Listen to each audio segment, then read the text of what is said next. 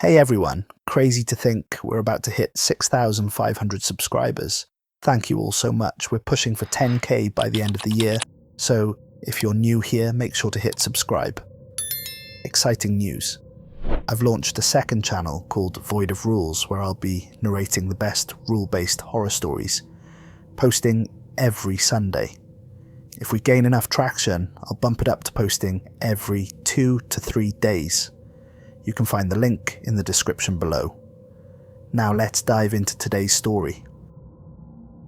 The first time I heard it, I was alone in NASA's Mars Research Center, surrounded by banks of monitors displaying waveform analyses of Martian winds.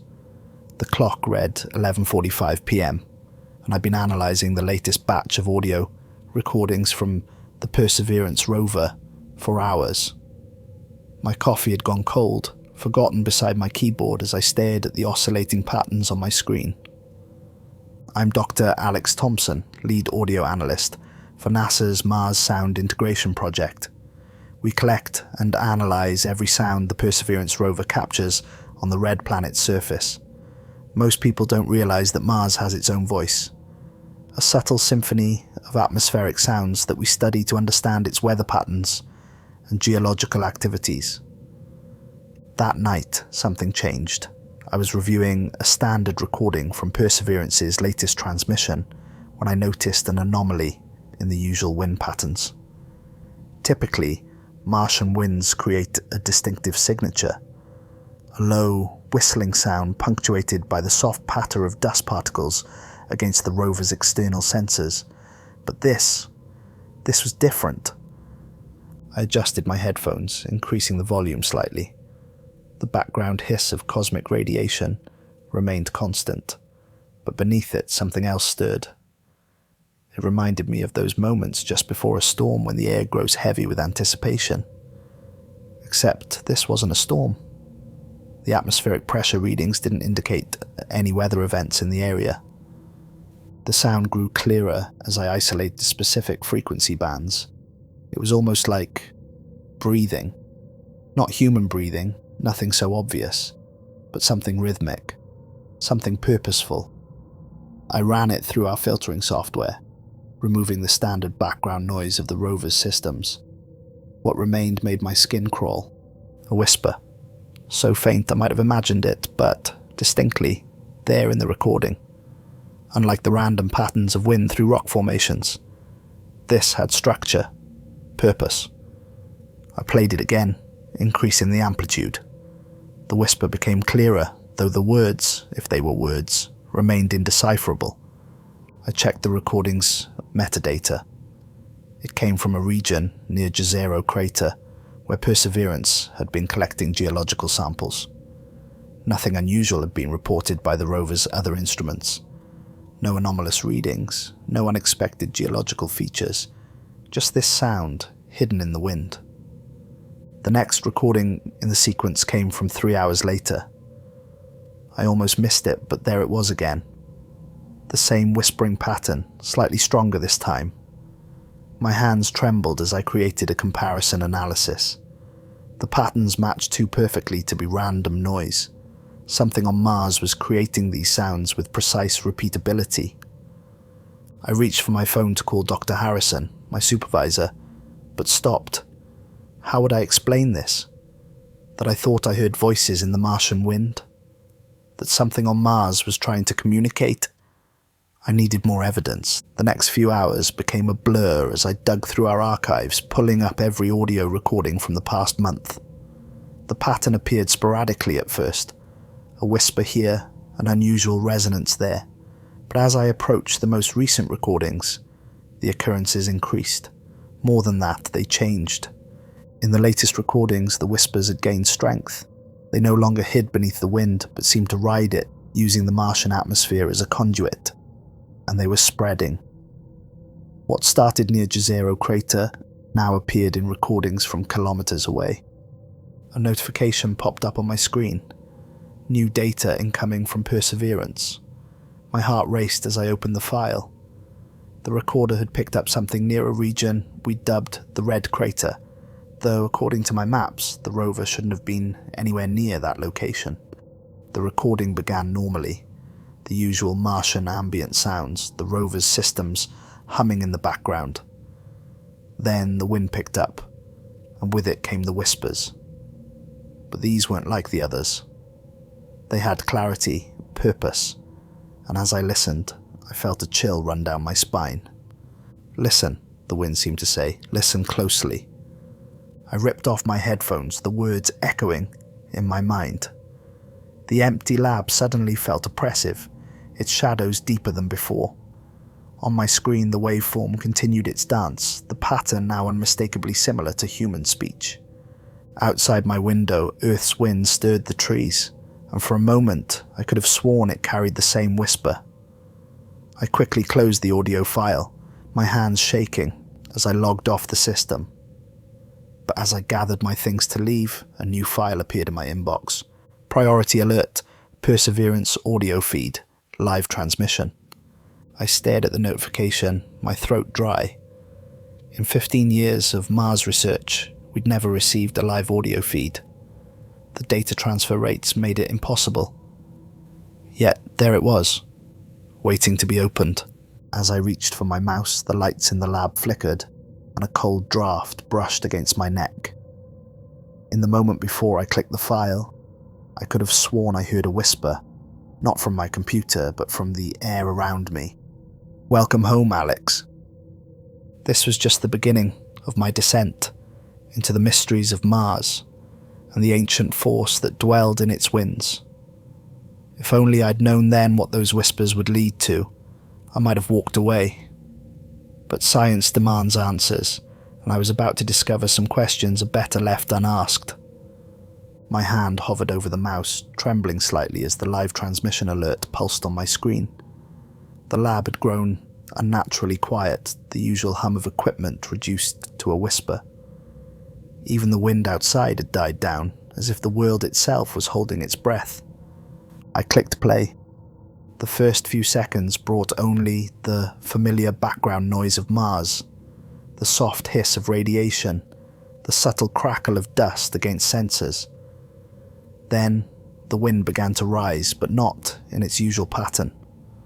This wind had purpose, direction, intelligence.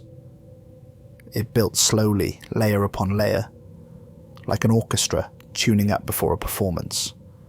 The rover's sensors showed normal atmospheric readings, yet the sound suggested a storm of impossible magnitude. As the wind grew stronger, I noticed something else buried in the audio. A deep, resonant tone that seemed to vibrate through my bones rather than my ears. "Alex Thompson," the wind whispered, my name carried on a gust of alien air. "We've waited so long." I nearly fell out of my chair. The voice was clear now, no longer hiding behind atmospheric interference. It spoke with an accent I couldn't place, ancient and yet somehow familiar, like a half-remembered dream. "The red crater calls," it continued. "Your kind has forgotten us, but we remember. We remember everything."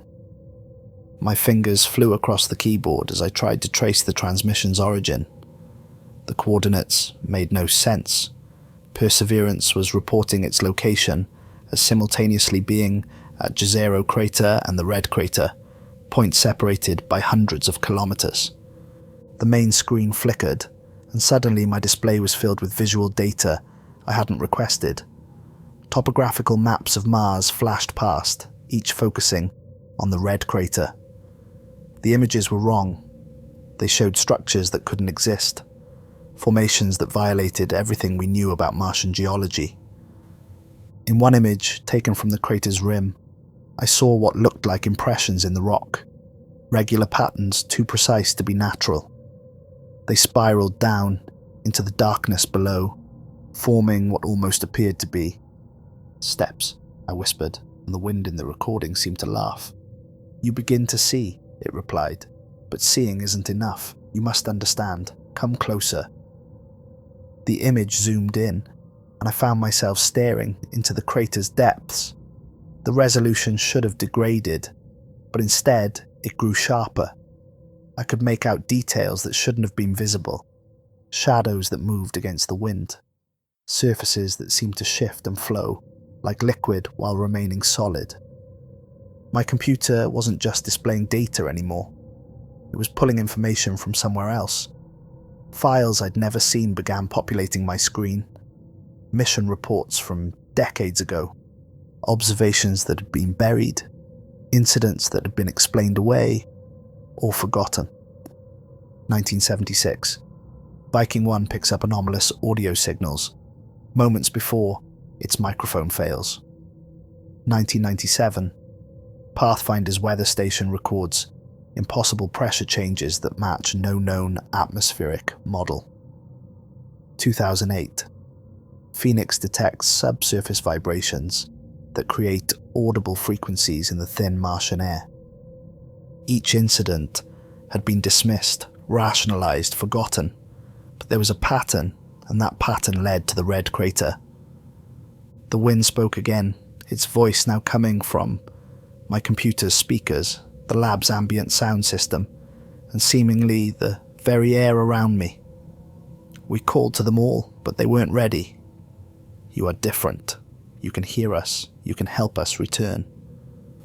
A new file appeared on my screen. A personnel report from a Mars research team from 3 years ago. The team had been analyzing audio data just like me, and they'd found something in the recordings. The report ended abruptly, and the team had disappeared. Not died, not quit, just vanished. The official investigation found nothing. They were simply gone, leaving behind only their research notes and a series of audio recordings that had been sealed under the highest security clearance. My security clearance. The wind grew stronger in the live feed, and with it came new sounds, clicks and scrapes that formed patterns too regular to be random. They reminded me of the studies we'd done on cave acoustics, how ancient humans had used natural resonances to create music and speech. But these sounds weren't created by human vocal cords. They weren't created by anything that had evolved on Earth. The red crater holds secrets, the voice said, growing stronger. Secrets written in stone and wind and time. Your rovers scratch the surface, but we dwell deep, so deep. We can show you, Alex. We can show you everything. The temperature in the lab plummeted. Frost began forming on my screens, creating patterns that matched the mysterious formations in the red crater. As I watched, the patterns began to move, to flow, to form symbols that hurt my eyes to look at. Another file appeared, the last transmission from the missing research team. My cursor moved to open it, though I hadn't touched my mouse. The voice grew urgent. See what they saw. Know what they knew. Join us as they joined us. The file began to open, and in that moment, I knew I was standing on a precipice. Whatever I was about to see would change everything. My understanding of Mars, of history, of humanity's place in the cosmos. There would be no going back. The wind howled through my speakers, through the lab, through my mind, and in its voice, I heard the weight of eons, the knowledge of ages, the promise of revelations that would shatter my world. And the file opened. The file contained a video recording, its timestamp marking it from the day before the research team's disappearance. The footage showed a dimly lit lab similar to mine, where Dr. James Cooper, the team's lead researcher, sat before a bank of monitors. His appearance shocked me. Dark circles shadowed his eyes, and his usually well-kept appearance had deteriorated to dishevelment. "This will be my final report," Cooper began, his voice hoarse.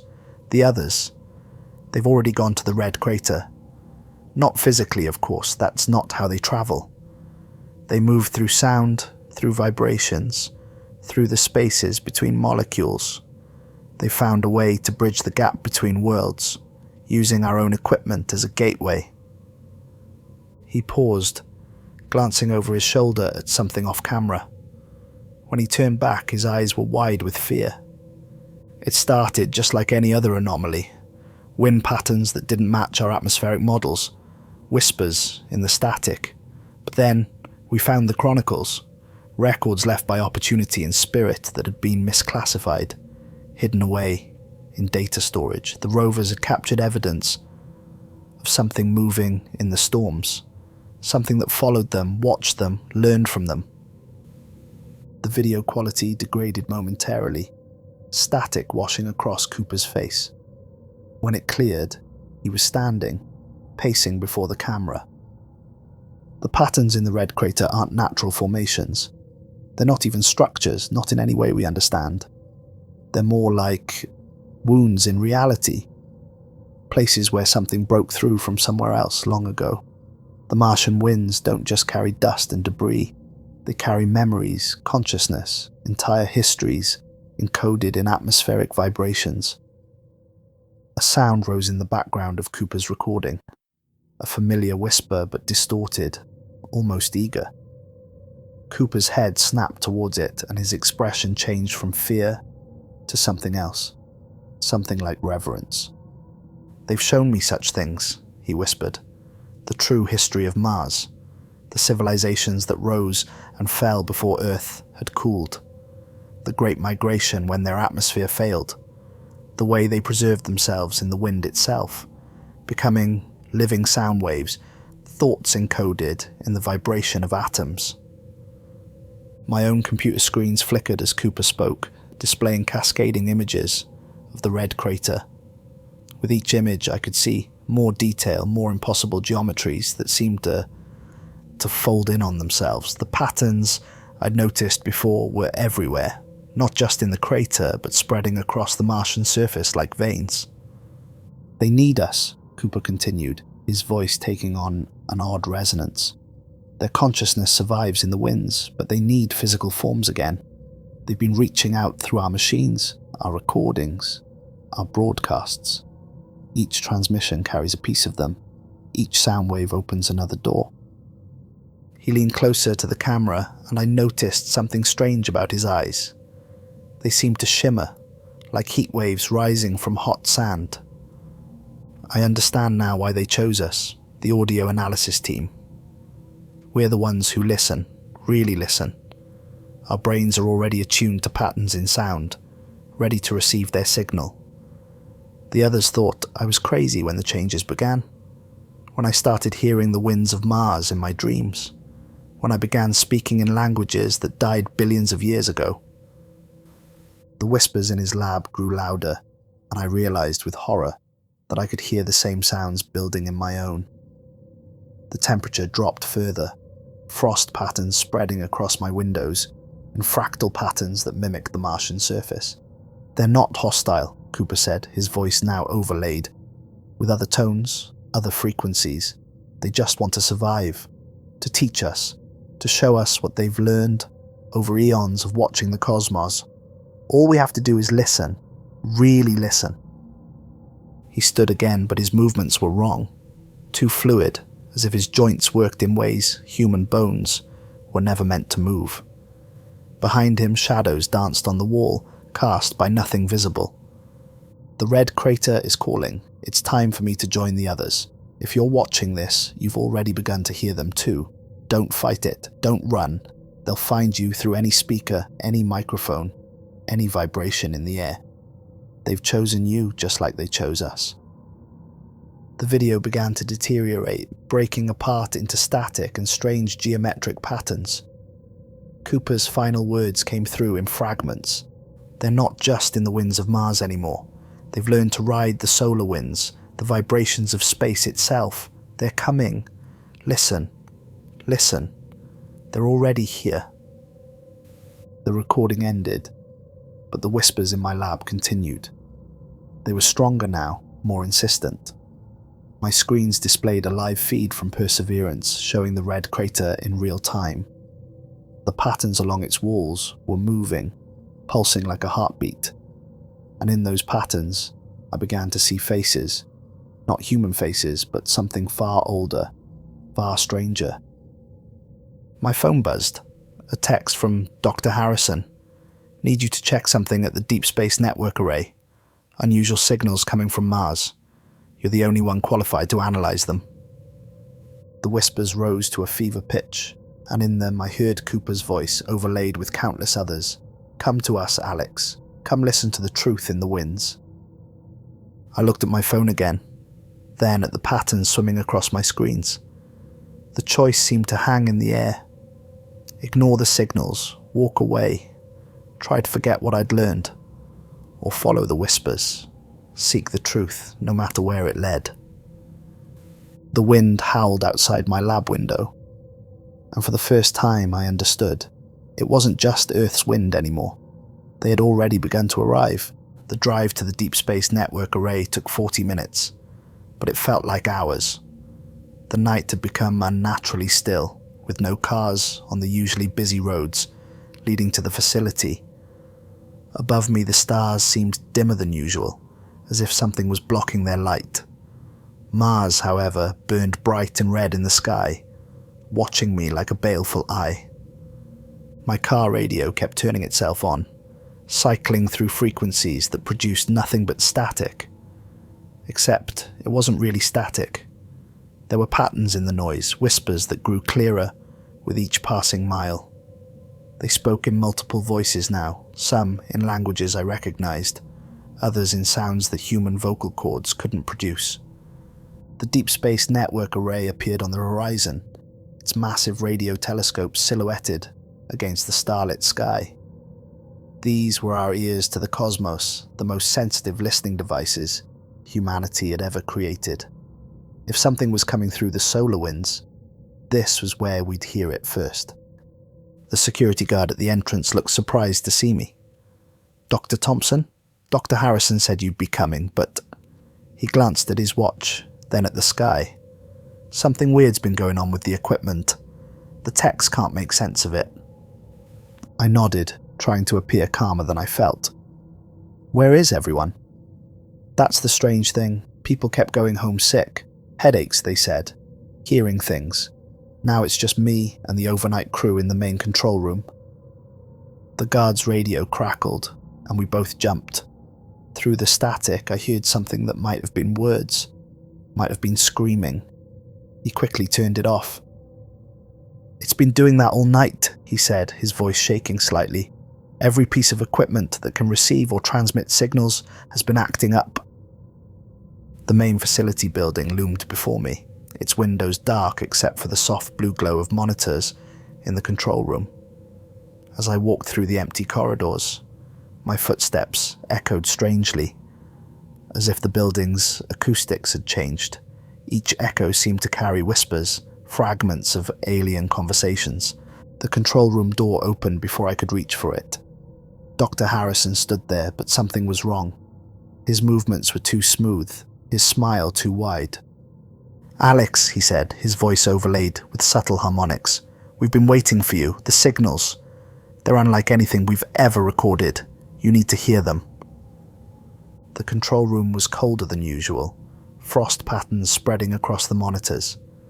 The few technicians present sat motionless at their stations, headphones on, staring at their screens with glassy eyes.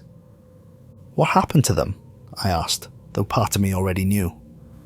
"They're listening," Harrison replied. "Really listening, for the first time. The red crater opened something in them, just like it did in me, just like it will in you." He gestured to the main console, where a headset waited. On the screens above, data streamed in from Mars, not just from Perseverance now, but from every probe, every rover, every piece of equipment we'd ever sent to the red planet. They were all transmitting, all receiving, all connected to something that pulsed and flowed through the Martian winds. "Your colleagues at the lab," I said, backing away from the console. "The ones who disappeared. Are they..." "They're here," Harrison said, still smiling. "Not physically, of course. They exist in the spaces between sounds now, in the vibrations that connect worlds. Listen." The room's speakers crackled to life, and I heard them, voices I recognized but changed. They spoke in overlapping layers, their words merging with the alien whispers from Mars. "The red crater showed us the truth," they said in unison. "Reality is so much larger than we imagined. Consciousness isn't bound to flesh or brain or even matter. It can exist in waves, in frequencies, in the very fabric of space-time. One of the technicians stood up, his movements jerky, like a puppet on strings. They've been waiting so long, Alex, waiting for minds that could comprehend them, bodies that could host them. The drought that killed Mars wasn't a natural disaster. It was ascension. They learned to shed physical form, to exist as pure energy, pure thought. But they need us now, Harrison added, taking a step closer. Need our forms, our technology, our world. Earth's atmosphere is perfect for them. Thick, dynamic, full of potential. They can reshape it, use it to recreate what they lost. A high-pitched tone filled the room, and the technicians all turned to face me. Their eyes had changed, becoming like Cooper's in the video, shimmering, iridescent, filled with impossible colours. The process has already begun, they said together. The winds of Mars are blowing through Earth's skies, seeding the changes. Soon, everyone will hear them. Everyone will understand. The main screen showed a satellite view of Earth's atmosphere. Strange patterns were forming in the upper layers, swirls and eddies that defied meteorological models. As I watched, the patterns began to spread, flowing like liquid but moving against the prevailing winds. "No," I whispered, but the word was lost in the rising howl of alien winds. Harrison's smile widened further, his face distorting subtly. "You've seen too much to walk away now, Alex. You know too much. The red crater has touched your mind, just as it touched ours. Fight it, and you'll end up like the others who resisted. Empty shells, their consciousness scattered on solar winds." He held out the headset. "Or accept it, join us, become part of something greater than humanity ever dreamed possible." The whispers grew louder, more insistent. In them, I heard promises of knowledge, of power, of understanding beyond human comprehension. But I also heard something else. Beneath the promises, beneath the alien harmonies, a sound like screaming that never stopped. Outside, Earth's winds began to change. The headset in Harrison's outstretched hand seemed to pulse with an inner light, frost patterns crawling across its surface. The screaming in the whispers grew louder, and I recognized the voices. Cooper's team, their consciousness fragmented and scattered across the frequencies. "They didn't all accept it willingly," I said, my voice steady despite my fear. "That's what really happened to the missing researchers, isn't it? The ones who resisted."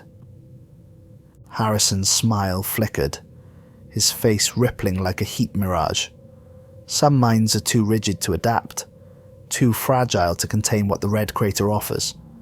But you're different, Alex. You heard us from the beginning. You understood the patterns." The technicians began to move toward me, their movements increasingly inhuman. Their bodies seemed to flow rather than walk, as if their bones had become fluid. Behind them, the monitors showed the spreading patterns in Earth's atmosphere, now visible from weather satellites across the globe. "The window is closing," Harrison said, his voice resonating at multiple frequencies. "The transformation has begun. Earth's atmosphere is changing, becoming more like what Mars once was. Soon, all of humanity will hear the winds, whether they're ready or not." I backed away from him, my mind racing. The patterns I'd seen in the red crater weren't just random formations. They were a blueprint, a plan written in stone millions of years ago. The Martian entities weren't just seeking survival. They were terraforming Earth, turning it into a copy of their lost world. "Why do you need us?" I asked, playing for time as I edged towards the door. "If you can exist as pure energy, pure sound." "Because we remember," the voices said through every speaker, every piece of equipment capable of producing sound. "We remember having form, having substance. The void is endless, empty, cold. We've watched humanity grow, watched you build your civilizations, your technologies. You're ready to join us, to ascend as we did." A new sound filled the room, a deep, resonant tone that made my bones vibrate. The technicians stopped moving, their bodies swaying to some unheard rhythm. Through the windows, I could see lights going out across the city, power grids failing as the alien frequencies interfered with electrical systems. The drought didn't kill Mars, I realized, horror dawning. You did. Your ascension destroyed your planet's atmosphere, turned it into the wasteland it is now. And you're going to do the same thing to Earth. Harrison laughed, but the sound was wrong, full of harmonics that hurt my ears. Destruction? No, Alex. Evolution. Advancement. Humanity's consciousness freed from the chains of flesh, able to ride the solar winds to the stars themselves. Those who survive the change will become, like us, eternal, infinite. And those who don't survive. The screaming and the whispers answered my question. I lunged for the door, but it slammed shut before I could reach it. The temperature in the room plummeted, frost spreading across every surface. The technicians' bodies began to blur, their forms becoming indistinct, as whatever was possessing them took fuller control. "You can't stop it," Harrison said, his voice now barely recognizable as human. "The process has already begun. The red crater's influence spreads through every broadcast, every transmission, every sound wave. Even now, people across the globe are hearing the whispers in their dreams." He was right. On the monitors, I could see news reports starting to come in. Mass hallucinations, mysterious sounds, electronic devices behaving erratically. The Martian consciousness was spreading through our communications networks, using our own technology to propagate itself. But as I watched the chaos unfold, I noticed something. The pattern of the spread wasn't random. It followed our broadcast networks, our power grids, our communication systems. The entities needed our technology to maintain their hold on our reality. And in that moment, I understood what I had to do. The main control room housed the primary systems for the deep space network. From here, we could communicate with every space probe, every satellite, every piece of equipment humanity had sent into the void, including the self-destruct protocols we'd built into them as a last resort. Harrison must have seen the realization in my eyes. His form rippled, the pretense of humanity falling away. "Don't be a fool, Alex. You can't silence the winds. You can't stop what's coming." "Maybe not," I said, reaching for the emergency controls, "but I can disrupt the signal." The entities moved as one, their possessed bodies lunging toward me. But they were too late. My fingers flew across the keyboard, entering the override codes I'd memorized years ago, but never thought I'd use. The room erupted into chaos as alarms blared. On the screens, warning messages flashed as the self-destruct sequences activated across our entire space communications network. One by one, our satellites began to go dark. The alien frequencies faltered, their hold on the possessed bodies weakening. Harrison's form flickered like a bad transmission, the otherworldly presence inside him screaming in frequencies that shattered the room's windows. "What have you done?" The voices howled through the dying speakers. "You've cut us off, the signal, the connection." "Back to the void," I said, watching, as our last links to deep space went dark. Back to the winds of Mars. The possessed bodies collapsed as their alien occupants lost their grip on our reality. Through the broken windows, I could hear the wind returning to normal, the alien harmonics fading. The patterns in Earth's atmosphere began to dissipate, leaving only ordinary clouds and weather systems behind. But as I stood there surrounded by unconscious bodies and dead screens, I heard one last whisper, not from the speakers or the wind, but from deep inside my own mind. "You've only delayed us, Alex. The red crater endures, the winds of Mars still howl, and we are patient, so patient." I looked up at the night sky, where Mars still burned red and baleful. The wind stirred around me, and for a moment, just a moment, I thought I heard it whisper my name,